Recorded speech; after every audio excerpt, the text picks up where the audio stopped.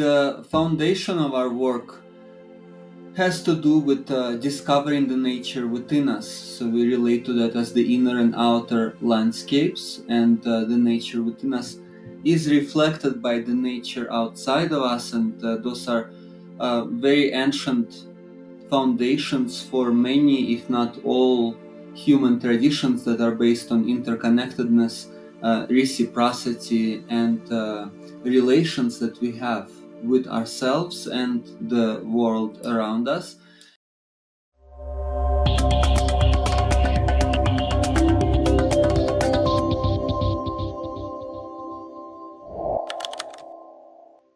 Roman has been working closely with the indigenous Peruvian cultures in the Amazonian rainforest and Andean mountains since 2001. Is there a shared human heart? What is that? And if so, how do we access it? And what does that look and feel like? To our world and impacts everyone else as well. We are sharing the ecosystem, we are sharing this planet. The choices that we make on a personal level then are affecting the collective in one way or another, where it's through our physical actions or through certain ignorance that we perpetuate in ourselves. And so then seeing how we are unconsciously already interconnected, and then in a way we are co-creating this collective dream, and each of us is doing our part of it. So then the more that we can do that in an awakened way, the more we can co-create this collective dream consciously, the more that we can benefit the greater whole, and ourselves included in that. What do you find there that is in common? How do we access that, and how do we know that we are accessing it when we get there?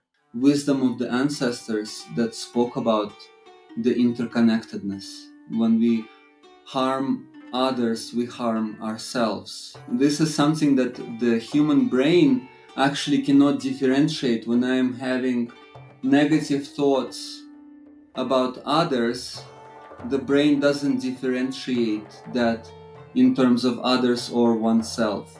And then, of course, we can see the ancestral wisdom from different traditions that speak about that, how wishing harm to others is like drinking poison and expecting others to die from it. Having a direct impact, the disturbing emotions and feelings that are being perpetuated in one's life.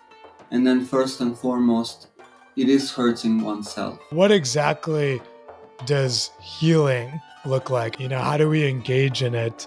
How do we know that we're on a path towards healing? So the healing, it is of course another relative term. Many people may allude to healing in a way that our modern allopathic medicine alludes to it, in terms of just fixing some kind of symptoms, like in a robot some parts stop working.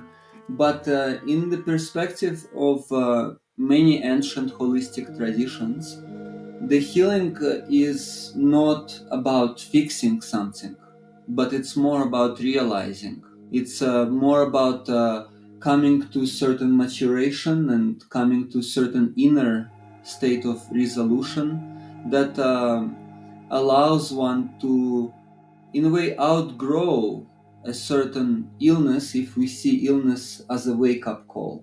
It's a response, a meaningful response to a wake-up call. And many ancient traditions, they revolve around healing because they are geared towards facing the issues rather than avoiding them. And the healing in a way relates to this principle of facing the suffering of life. How this whole healing process has looked for you, and where it's kind of led you to today. It started off for me just from a sense of not belonging from since I was a child, and then experiencing persecution and racism. My family have become refugees, first in that sense of just fleeing a hostile environment and persecution, and then that continued on more subtler levels, where I could never really find a certain sense of belonging, in terms of belonging to a certain ethnicity or a race or a certain spiritual movement or affiliation, or I could never really find a sense of belonging within any of that, and that really helped me in my spiritual path. And what are some of the practices? What are some of the sources of inspiration or education that people can turn to? So then, to find something that I can fully relax in, and where I can find myself being nurtured, like you mentioned, where I can find that love. Different ancient cultures that I'm connected to, they are pointing to a certain state of being that is beyond concepts, and they relate to truth not as a philosophical concept, but as a state of being, as a state of openness, vulnerability, innocence, receptivity. And within that state, there are unconditional qualities that can overcome the disturbances in one's life.